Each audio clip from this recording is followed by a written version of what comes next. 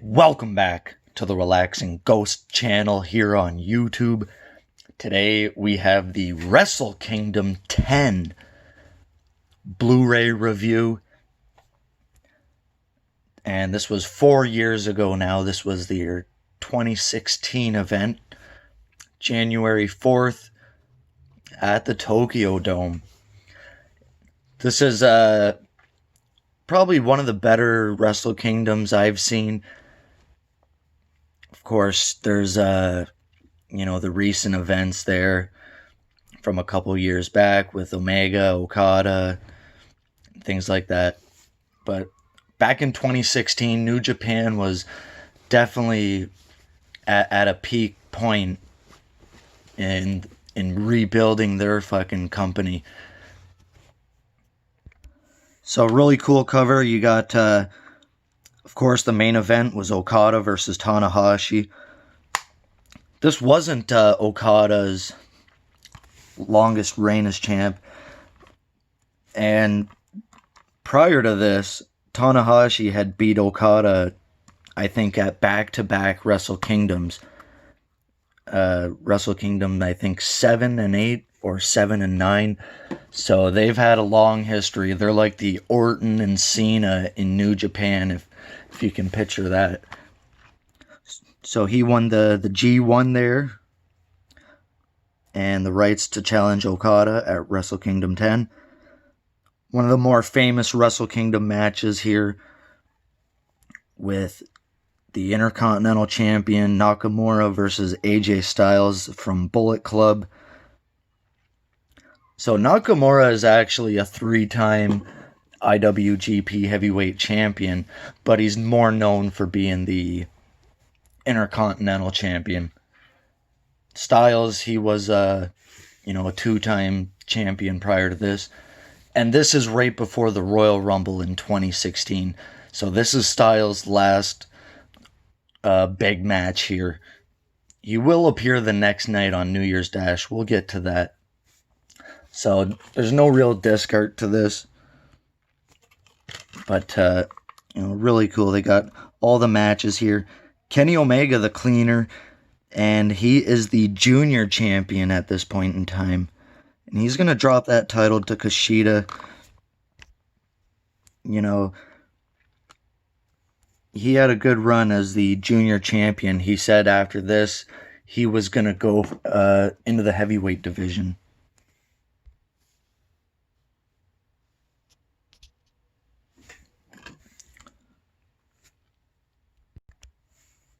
So we have an exclusive pre-show match, 18-man New Japan Rumble, and then the junior heavyweight tag team title match.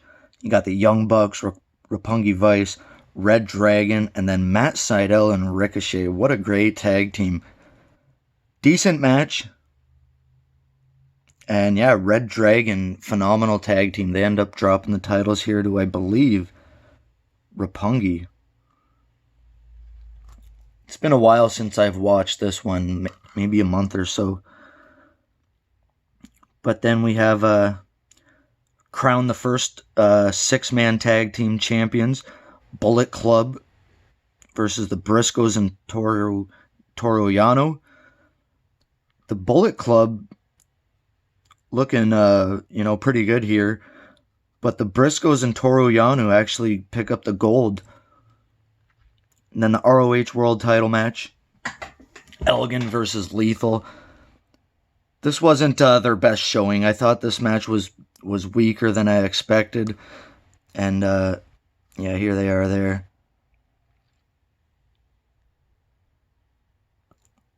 I don't know. I might not be the biggest Jay Lethal fan, but I thought that match could have been a lot better.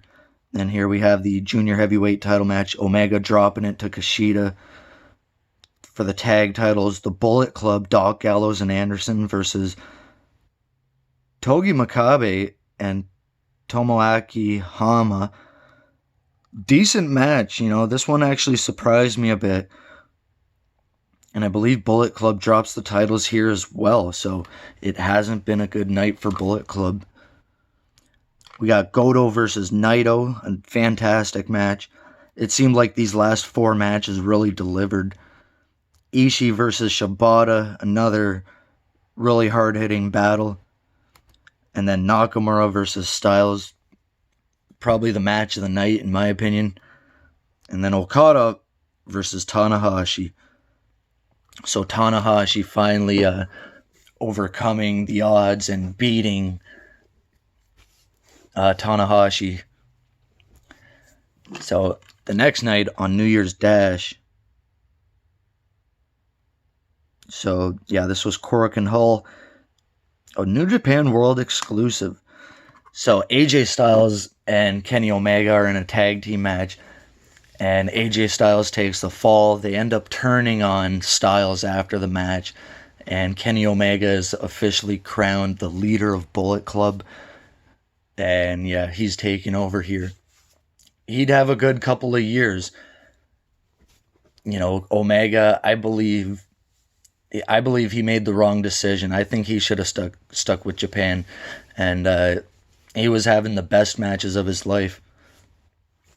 I know he wants to be a big part of AEW, but for me, I don't think he'll ever recapture that stuff he had in Japan.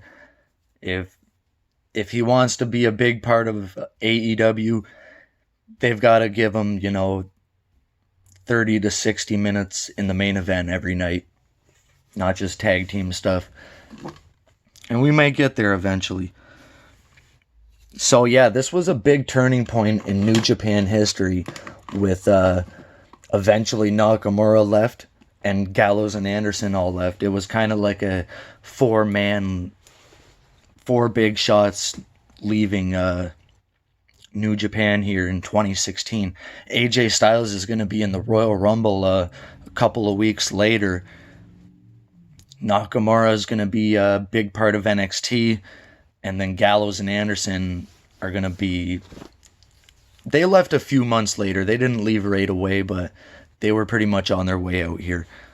So let me know your thoughts, guys. If you enjoyed this show. If you haven't, I definitely go recommend checking out this pay-per-view, because this is one of their best Wrestle Kingdom events.